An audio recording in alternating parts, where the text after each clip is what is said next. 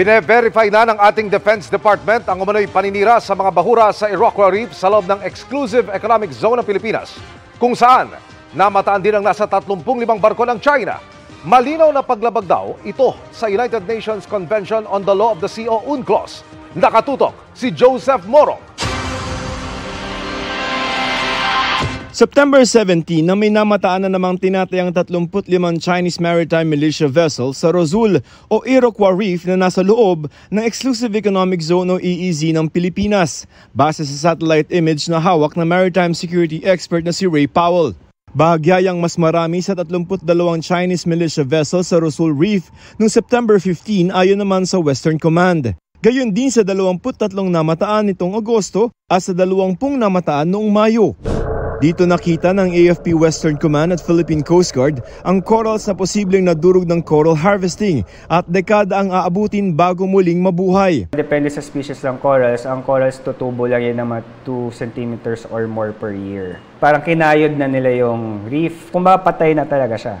Dahil dyan, posibleng wala nang balikan ng mga mangingisda roon, ayon kay maritime law expert Jay Batong Bakal. Ano yung ginagawa nila sa Scarborough? Mga fishermen nga natin.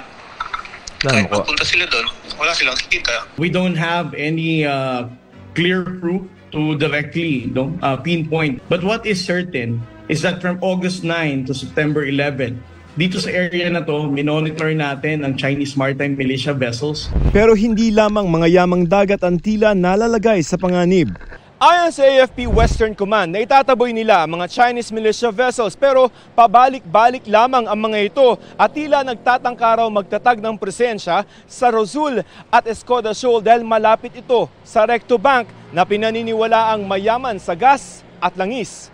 Pinag-aaralang galugari ng Energy Department ang Recto Bank sa isang joint oil and gas exploration sa ilalim ng Service Contract number 72.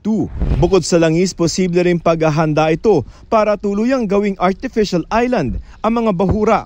It also in a way paves or flattens the reef structure which can later on be paved with concrete.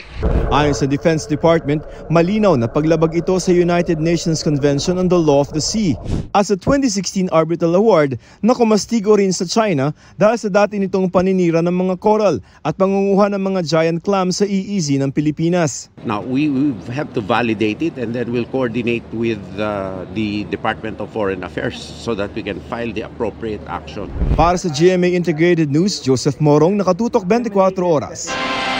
Mga kapuso, samahan nyo kaming tumutok 24 oras. Bisitahin at mag-subscribe sa GMA Integrated News sa YouTube.